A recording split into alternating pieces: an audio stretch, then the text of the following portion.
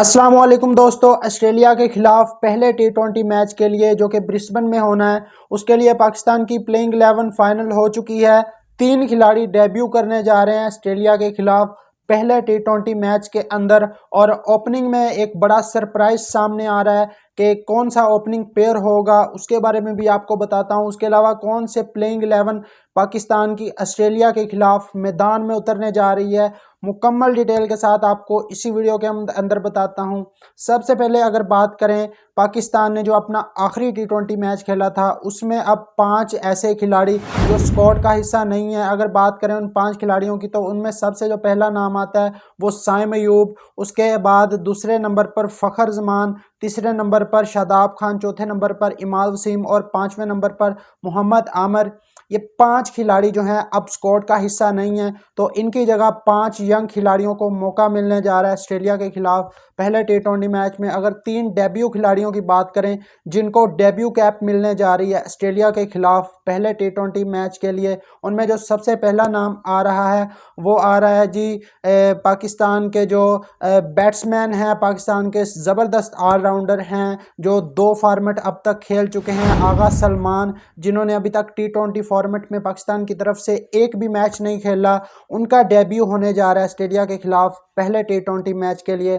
उसके अलावा अगर दूसरे खिलाड़ी की बात करें जिसका डेब्यू होने जा रहा है, वो आ रहा है अरफात मिन्हास, जो कि लेफ्ट आर्म स्पिनर हैं और अच्छी बैटिंग भी कर लेते हैं, तेज़ बैटिंग भी करते हैं और लेफ्ट आर्म स्पिन बॉलिंग भी करते हैं, साथ में काफ़ी अच्छे ऑलराउंडर हैं, तो इनका भी डेब्यू होने जा रहा है। तीसरा अगर खिलाड़ी है जिसकी डेब्यू की बात करें तो वो है जी जहांदाद खान, जिन्होंने रिसेंट पास्ट में काफ़ी अच्छी परफॉर्मेंस दी है विद द बैट और विद द बॉल, बॉलिंग भी काफ़ी अच्छी करते हैं, left arm spinner, left arm pace bowler हैं, लाहौर कलंदर की जानिब से PSL का ये जो आखिरी एडिशन हुआ है ये खेले हैं। उसके अलावा बैटिंग भी अच्छी कर लेते हैं और काफ़ी अच्छी हिटिंग भी कर लेते हैं, अच्छे हाइट के हैं ये और शॉर्ट बॉल को भी अच्छा खेल लेते हैं। ऑस्ट्रेलिया के खिलाफ उम्मीद है कि ये अच्छा खेलेंगे।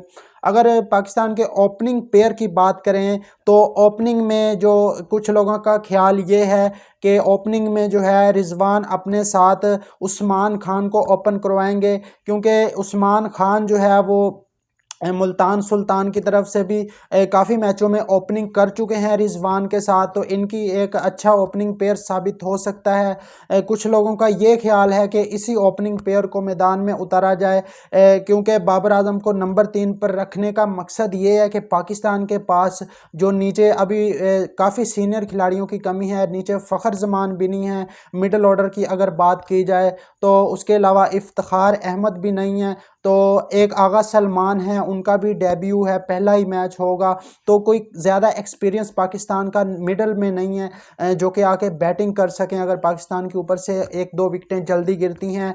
तो इस हवाले से अब ये सोचा जा रहा है, इस हवाले से मुशावरत अभी चल रही है कि मोहम्मद रिजवान के साथ या तो उस्मान खान को ओपनिंग करवाई जाए या फिर जो दूसरे ओपनर हैं वो साहिबजादा फरहान हो सकते हैं जो मोहम्मद रिजवान के साथ मैदान में उतर सकते हैं।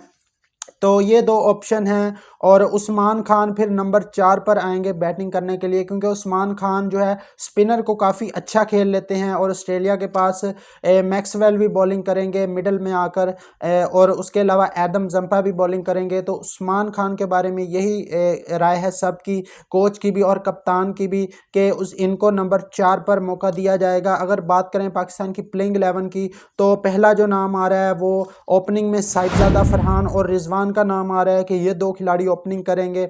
उसके बाद नंबर 3 पर बाबर आजम को मौका दिया जाएगा। नंबर 4 की अगर बात करें तो उस्मान खान, नंबर 5 की अगर बात करें तो आगा सलमान, नंबर 6 पर इरफान खान नियाजी, ये भी पाकिस्तान की तरफ से टी20 डेब्यू कर चुके हैं, 2-3 मैचेस ये खेल चुके हैं। अगर नंबर 7 की बात करें तो अरफात मिन्हास जो ऑलराउंडर हैं और लेफ्ट आर्म स्पिनर हैं, ये टीम में शामिल होंगे। नंबर 9 पर जहांदाद खान जो ऑलराउंडर हैं, लेफ्ट आर्म पेस बॉलर हैं और साथ में अच्छी बैटिंग भी कर लेते हैं। नंबर 10 की बात करें तो शाहीन, उसके बाद नंबर 11 पर नसीम और नंबर 10 पर नसीम और नंबर 11 पर जो है वो हारिस रऊफ जो है हमें दिखाई देंगे। तो पाकिस्तान के पास 4 पेसर के साथ पाकिस्तान जा रहा है। उसके अलावा 2 स्पिनर होंगे, दोनों ही ऑलराउंडर होंगे, एक अरफात मिन्हास और दूसरे जो हैं आगा सलमान। تو یہ دو سپن آپشن ہوں گی. پاکستان اس کمبینیشن کے ساتھ اترنے جا رہا ہے پہلے میچ میں.